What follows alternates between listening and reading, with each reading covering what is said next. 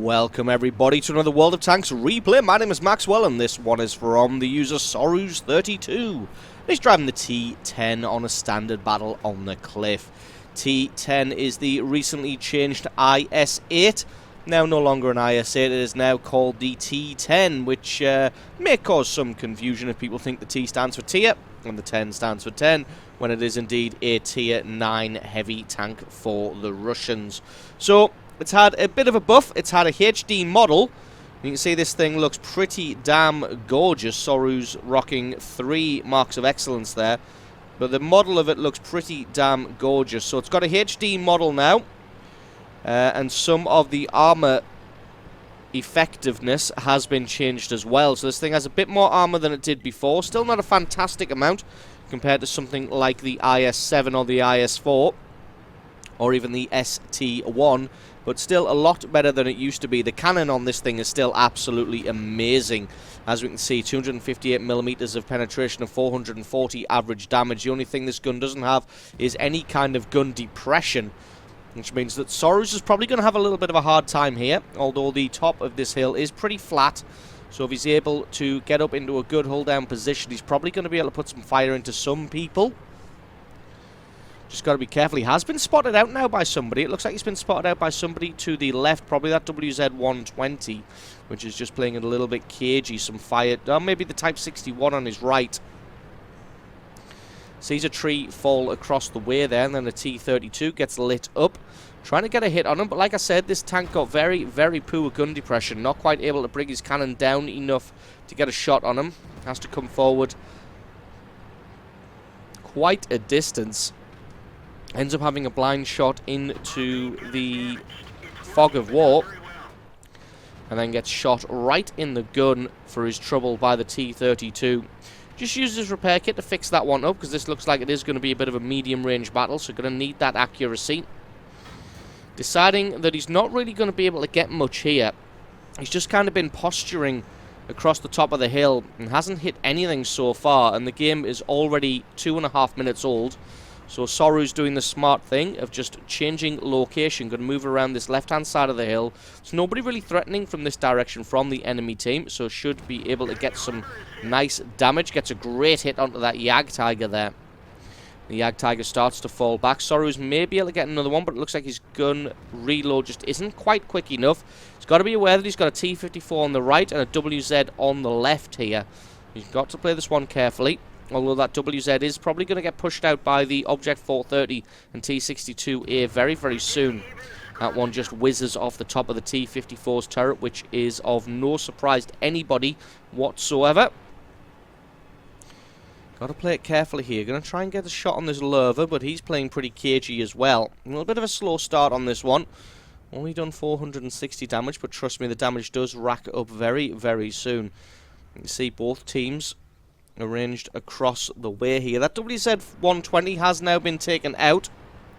So Sorus sees his opportunity to move forward. Going to risk this one. There's nobody on his left-hand side. There's a T-54 on the right, but he should be able to out-damage a T-54. As you see, he puts that shot right through the front of him of 520 damage. Gets himself tight in against this rock, so he can't take any hits from that left-hand side, and going to continue to put damage into this T-54, who now's got nowhere to go.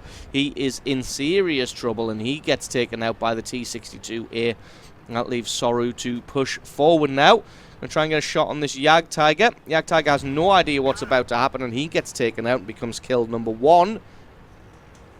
Now it's time to move forward and get some damage on this Lerva. Takes a shot from that right-hand side, probably from the Type 61. So just going to return damage and use the rock to block any return damage from that Type 61. Type 61 fires. Soru's almost reloaded, so he moves forward. Type 61 didn't get into cover in time, and he gets taken out. Now going to keep his eye on this Lerva. Even if the Lerva does come all the way around the corner, he will just get absolutely smacked by all of the guns waiting here for him. Soru rushes around the corner. Rushes that one just a little bit. He had a little bit more time to take his time with that shot. A little bit rushed, and he misses. There's a T-32 in the back there. Lerva has his shot. Gets tracked as well. And he gets tracked in return from that Lerva. Just going to sit here and allow his track to repair itself, because he already used his repair kit on that gun earlier. Now he's trying to get a hit on the T-32, which indeed he can. That's kill number 3 and 3,000 points of damage. And as you can see, there are a lot of enemy tanks camping in their own base. That's probably why they lost the battle in the center of the map so easily. And see that the Allied team has just pushed them out of their position across the center here, and that's allowing them to get them in a double pincer maneuver. You see that M103 and E50 moving around to flank the E100 and IS-7, whilst Sorus himself is flanking around the side of the guys camping in the base. Got an AMX-50-100 in his sights. You can just take his time to toy a little bit with him. He's got an auto-loader, so if he just pops out every time that he has a shot, that's just going to negate the alpha damage that's going to be able to kick out. And then he gets himself taken out by the Object 430 because of pure stubbornness. Now Sorus is going to work on this Tiger 2. Got to be aware there's a T-34 on the left, and a T-95 in the base. If any of them turn their guns this way, he could be in trouble. Just tracking this T-34, wants to get a hit on him.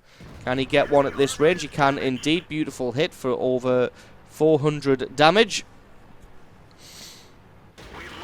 Does take a hit from that Tiger 2, but that one only takes his track out. Can he get the kill of the T-34? He can indeed. Kill number 4, 6,000 points of damage. Now trying to find the whereabouts of that Tiger 2. Tiger 2 just annoying him by taking out his tracks. I think that the Tiger 2 may actually be firing high explosive ammunition. Sorus just says, "I've had enough of you, little man." Takes him out for kill number 5. Now he's looking towards this IS-7. The IS-7 and E100 have done a fantastic job of fighting back to back. And have been able to take out that E50 and push out the M103. Both of them on still relatively high health. But now Sorus is on the case. He's going to work on this IS-7. Going to try and help his teammates take him out. Takes a hit in the face from the IS-7. That is to be expected, but one more good shot should be enough to take him out. Take him out he can for kill number 6 and almost 8,000 points of damage. That opens up the way for the M103 to go and flank around the back of this E100. He's got an IS-3 in and E75 pushing in from the front. There's not going to be much he can do.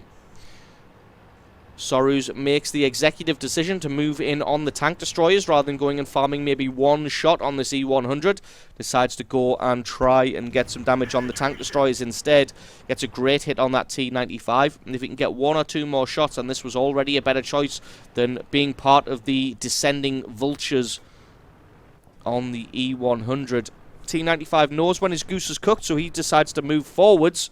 But he's exposed himself on that rock, and Sorus takes him out for kill number 7. 8,500 points of damage. There's still a Jagdpanzer E100 hiding somewhere. Should be able to get a good hit through his side armor. He can indeed. Jagdpanzer E100 starts to turn in this direction, so he allows his counterpart to take him out, and that is GG and the victory. So awesome replay there, played by Sorus32, picking himself up 7 kills, over 9,000 points of damage, and showing why he has 3 marks of excellence on his IS-8 stroke T-10. Excellently played strategic game from there, not spending too long in any position and playing exactly as aggressively as he needed to without overextending. So awesome replay from you. Thank you very much for sending that one in. Don't forget, guys, if you've got yourself a great replay, then send that into replay@screenreality.com. Link for that is in the description. I've been Maxwell. This has been a World of Tanks replay, and I will catch you guys next time.